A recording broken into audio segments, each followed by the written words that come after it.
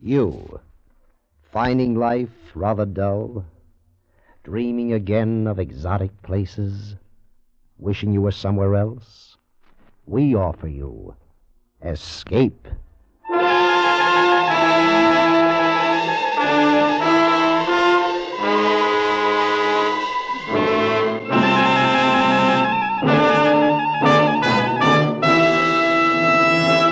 Escape with us now to Istanbul, the nerve center of Balkan intrigue and violence, and the story of a man caught in the fatal web of the most cold-blooded political organization on earth, as Eric Ambler tells it in his famous tale, Journey into Fear.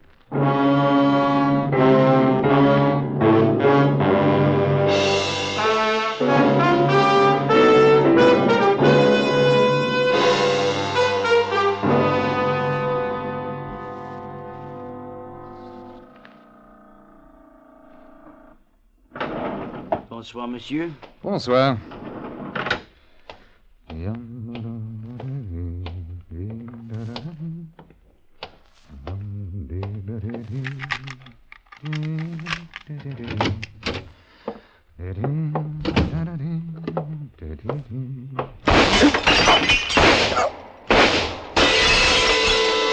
seemed as if a bar of white-hot metal had been suddenly pressed against my hand.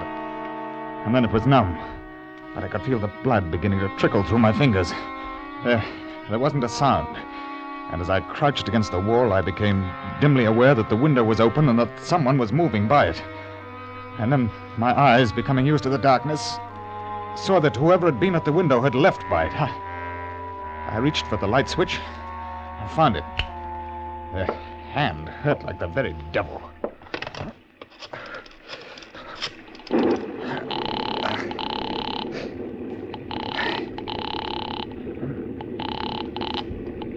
Yes? Is that you, Kopekin? Yes, what is it? I have only this moment come in. Where are you? I'm in my hotel room. Listen, something rather stupid has happened there. There was a burglar up here. He took pot shots at me as I came in, and one of them hit me in the hand. Are you badly hurt? No, but it gave me a nasty shock. Have the police been notified? No, not yet. Good. Leave the matter to me. I will speak to a friend of mine about it. He is connected to the police and with great influence. As soon as I am finished, I shall come over. Well, there's no need for that. Excuse me, my dear fellow. There is ever a need. You must stay in your room until I arrive. Well, I had no intention of going out. Well, if you must come over, Kopekin, please hurry. I want to get some sleep tonight.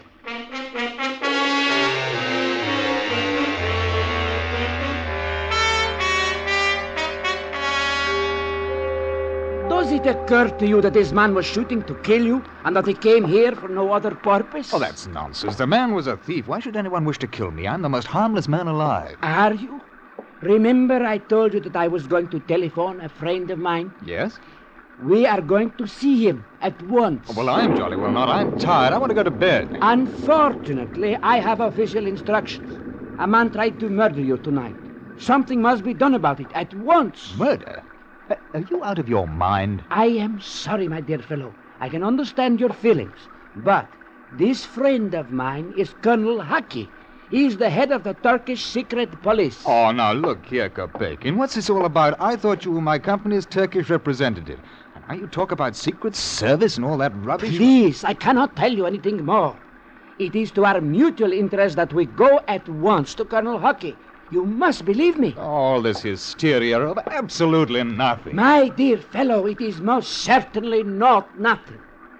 Get your overcoat. It's cold out.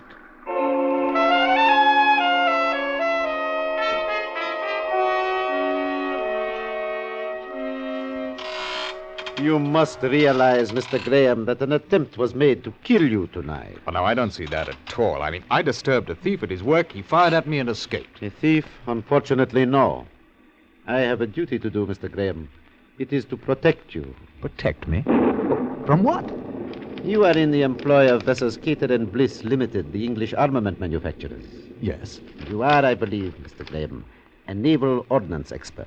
I'm an engineer. Naval ordnance happens to be my subject. Exactly. And your firm has contracted to do some work for my government. certain new guns and torpedoes to rearm our naval vessels. Well, that's true. It is also true that our government stipulated that the work should be completed before spring. Yes? Exactly. Due to the international situation, we must have the equipment in our dockyards by that time. Let us suppose, then, that your thief had not merely grazed a hand, but had killed you.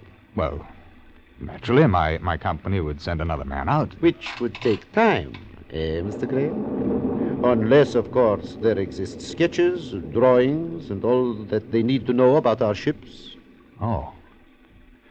No. I mean, I was forbidden to put certain things on paper. Then, if you were to die, it would take a great deal of time for another man to accomplish what you have already done, no? And when spring comes, our Navy's strength is still precisely what it is now.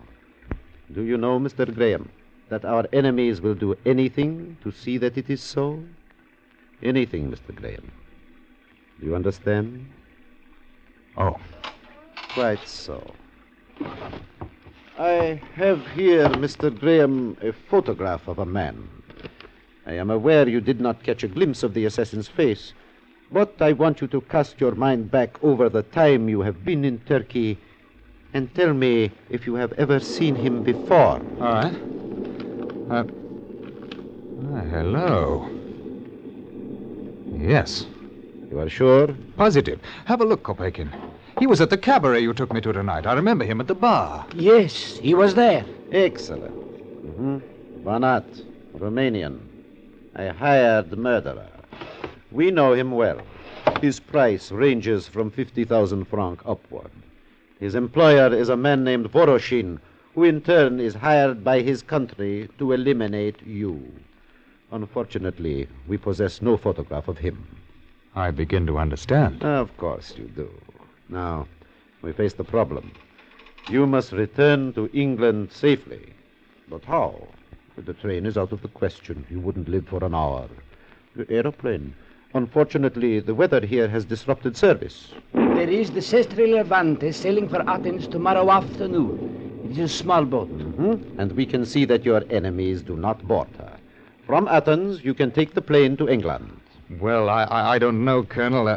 In view of what you've told me, perhaps I should get in touch with the British embassy here. And what do you expect them to do? Send you home in a cruiser? No, my dear Mr. Graham. This is a question of time. Leaving tomorrow afternoon will land you in Athens the day after.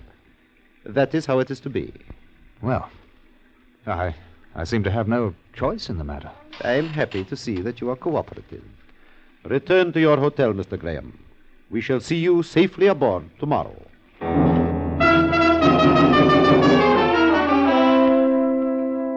The next afternoon, Kopekin and Colonel Haki saw me aboard. As a bon voyage gift, they presented me with a bottle of Johnny Walker and a small pistol, both of which I put in my suitcase.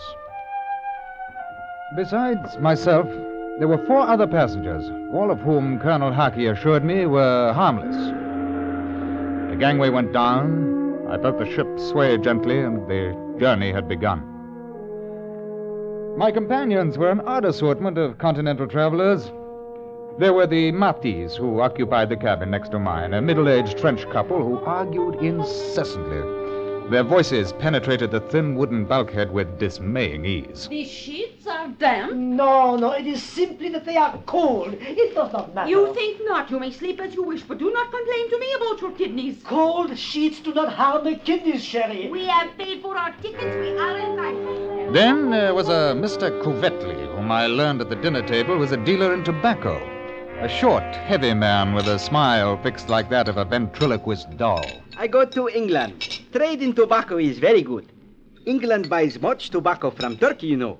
With American dollars so expensive and possibility of war, it is good business, Mr. Mati. So, I arrange a good deal of transportation for tobacco companies.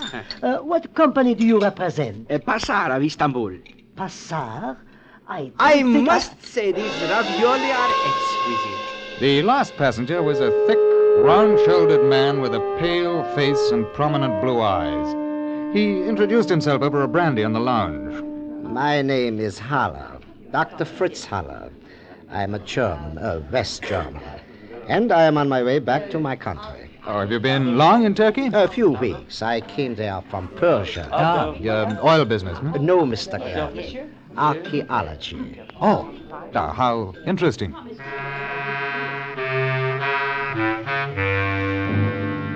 Those were my fellow passengers. At 9 o'clock that night, the cutter came out from Kanakkale to take off the pilot, and with it came a telegram. It was from Kopakin in Istanbul, and it read, H requests me to inform you that Banat left for Sofia on train. All well. Safe journey to England. Best wishes. I thought of the pistol in my cabin, and I laughed to myself.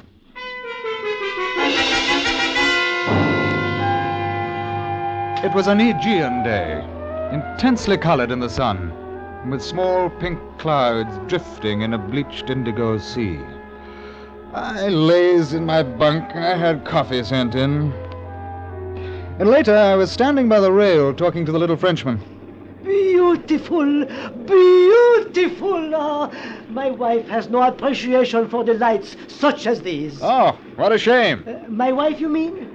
Oh, well, one cannot have everything. She is a wonderful cook. How fortunate. Yes. Oh, by the way, have you met our new passenger? New passenger? Yes, didn't you know? We stopped at the island of Lemnos during the night.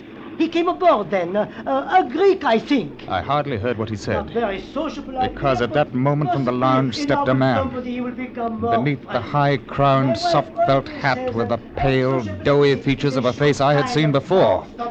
A face in a photograph. A photograph that Colonel Haki had shown me. It was the man who had tried to kill me. The Romanian. Banat.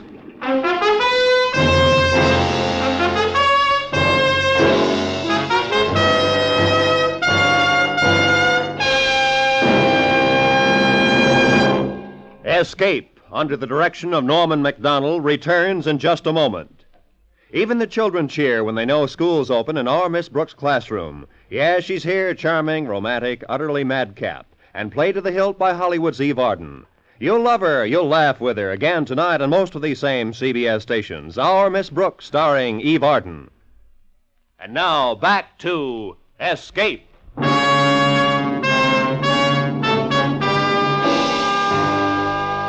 I heard Matisse' voice as though from a long way off. Monsieur, do you not feel well? Then I turned, and without looking at the man who had just come on deck, I went below. Somehow, Banat must have learned that I was on the Sestre Levanti. He had taken the train for Sofia, and then as soon as it had crossed the Greek border, left it. It was a simple thing to fly from there to Lemnos. I thought of the telegram. Oh, well, those idiots. And I was caught. Banat wouldn't miss twice. He was a professional murderer.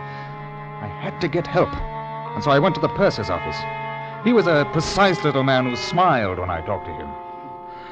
Look, I found out there is a man on this ship who is here for the express purpose of murdering me. Indeed?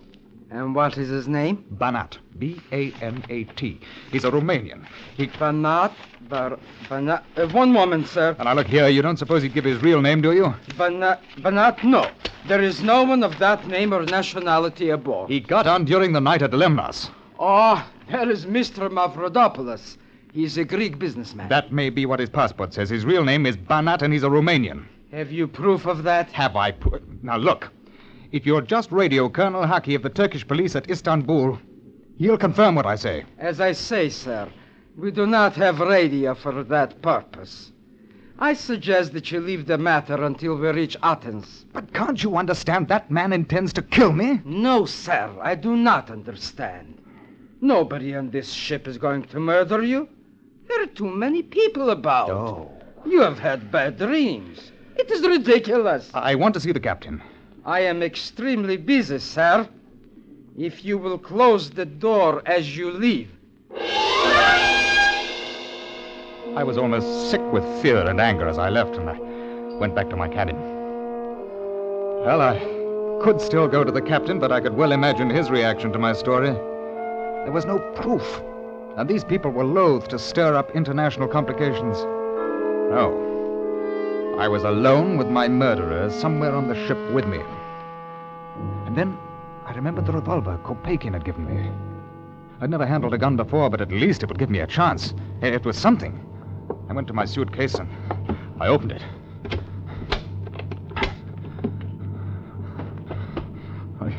Well, it must be. I put it in myself just before I got on board. It had to be there. There was nothing. Someone had been in my cabin and had taken the gun.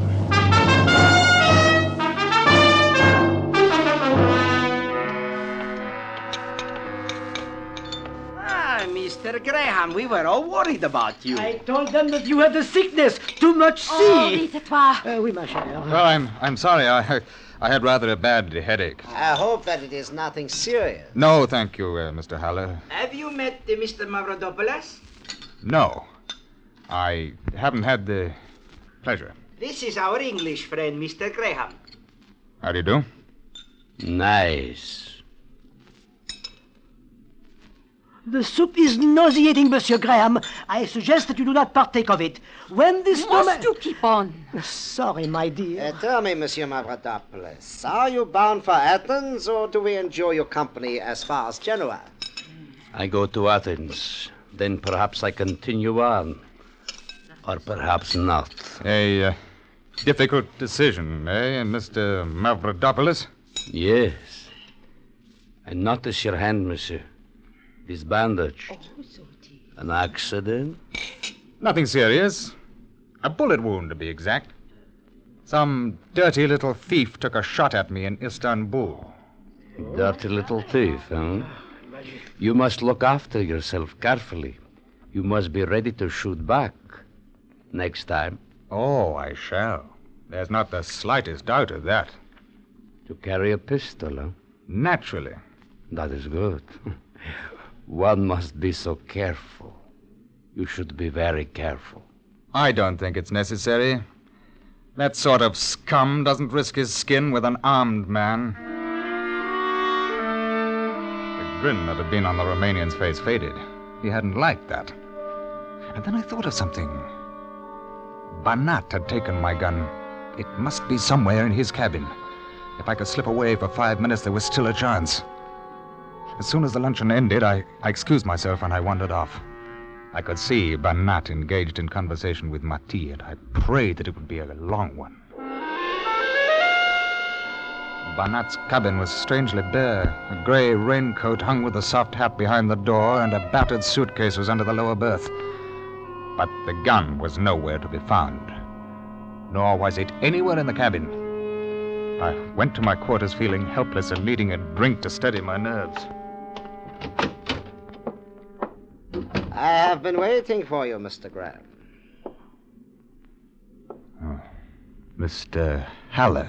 I rather think that you have been looking for something. A gun, possibly? Would this be it? Well, I don't understand how you... No, Mr. Graham. Please, don't come any closer. Sit down. I came to have a little talk with you.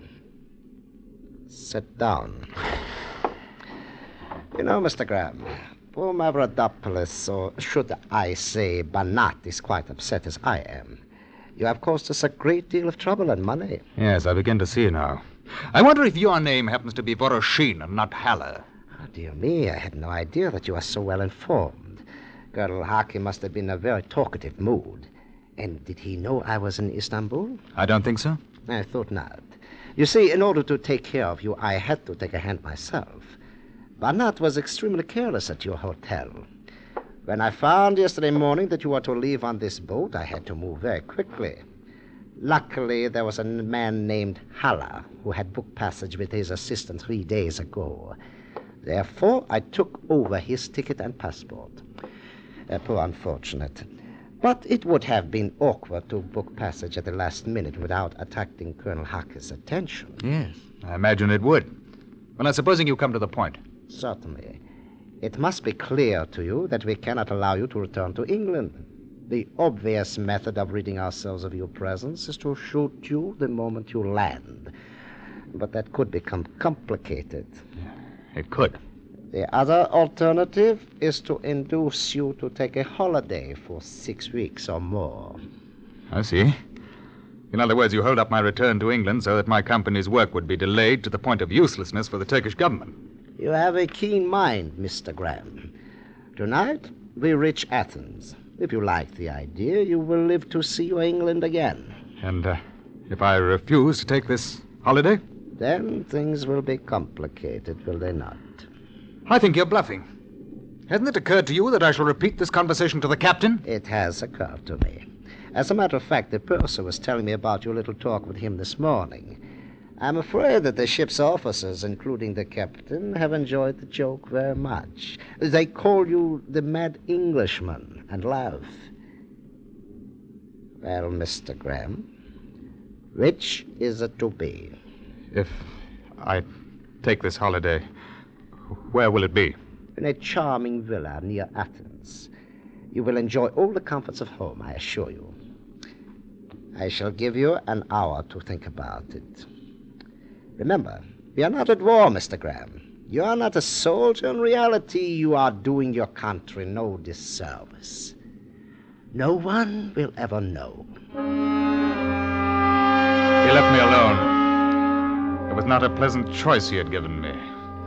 I knew that Banat and he could keep their promise to kill me when I landed. And I was equally sure that the holiday Voroshin spoke of would be a very long one. That either way, I should never return to my wife or to England. And I sat for half an hour smoking and trying to think. And then I remembered. Matti.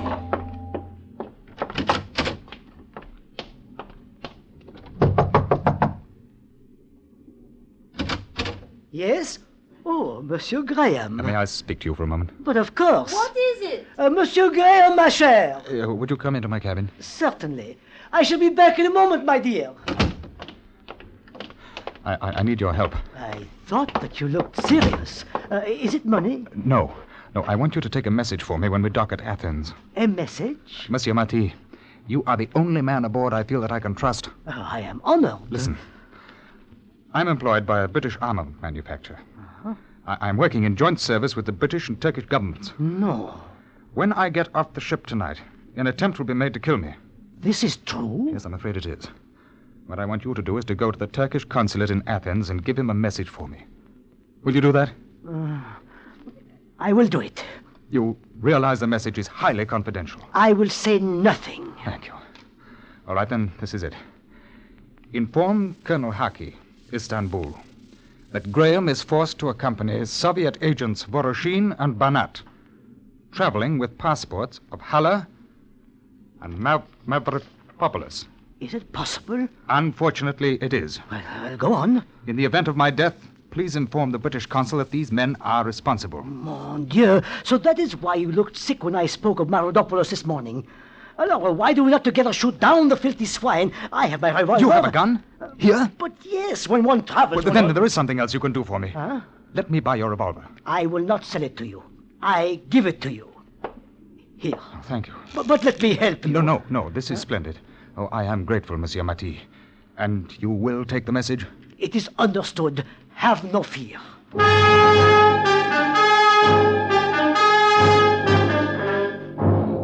Half an hour later, I told Voroshin that I would agree to his plan.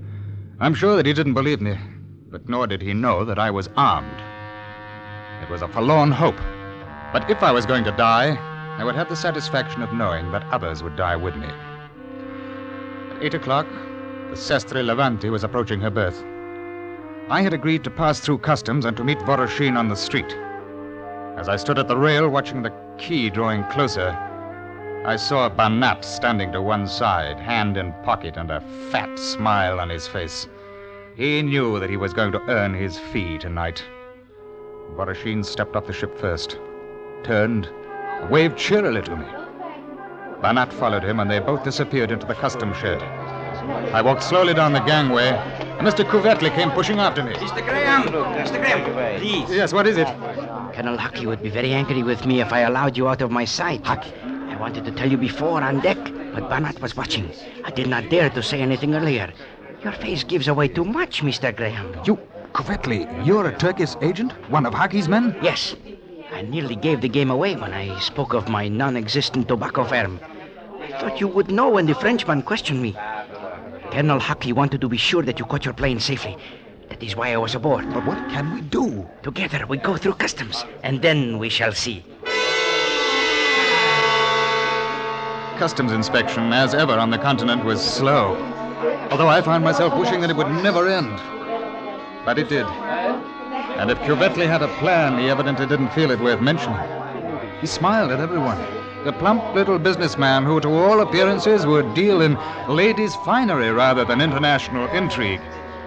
And we found ourselves, suitcases in hand, walking toward the street. So that is over. I find this inspection so tedious. Now, look here, Cuvetli. I'm extremely grateful for your presence, but what are we going to do? Boroshin and Banat are waiting out there with a car. They're waiting for me. I know. It has all been arranged. What, you mean that we walk through those doors and do nothing? Absolutely nothing. You'll see. Well, I hope you have a gun. I have. Good. So have I. Oh? Yes, thanks to the Frenchman. There they are. Do we run for it? Go on walking, Mr. Graham. Keep your hand away from your pocket. That's it. Are you mad? They'll kill us. You, Mr. Graham, not me. Go on. Under my overcoat is a gun. Please do not make trouble. Go on. Oh, what a blithering idiot. You're one of them, too. We're ready, Borishin. You've taken long enough. Hurry up. He's got a gun, Borishin. Left-hand pocket. Get in, Mr. Graham. Look out!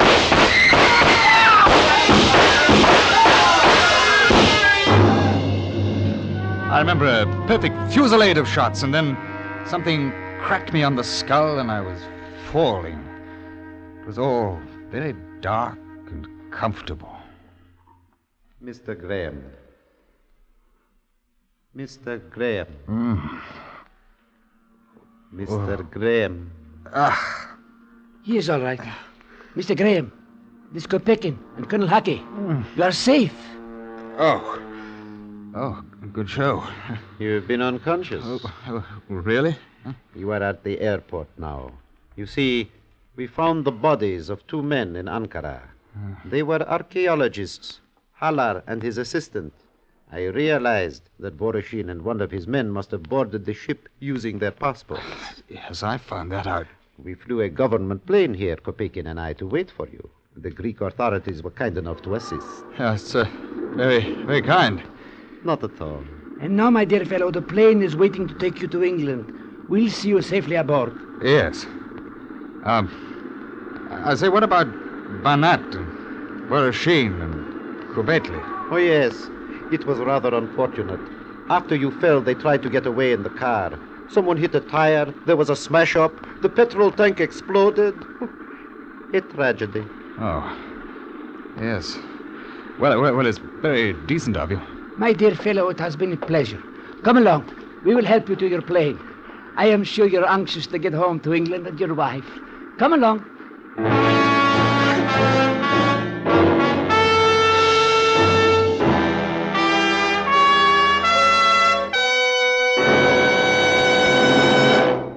Under the direction of Norman MacDonald, Escape has brought you Journey into Fear by Eric Embler, especially adapted for Escape by Anthony Ellis. Ben Wright was starred as Graham. Featured in the cast were Wilms Herbert, Edgar Barrier, Rolf Sedan, Ann Morrison, Jack Crucian, Lou Krugman, and Shimon Ruskin. The special music for Escape was composed and conducted by Ivan Ditmars. Next week, escape with us to Malaya and the reeking-stricken city of Lahore, where a young doctor and a beautiful girl are faced with the horrors of plague and the bloody holocaust of a native revolt, as Charles Israel tells it in Funeral Fires.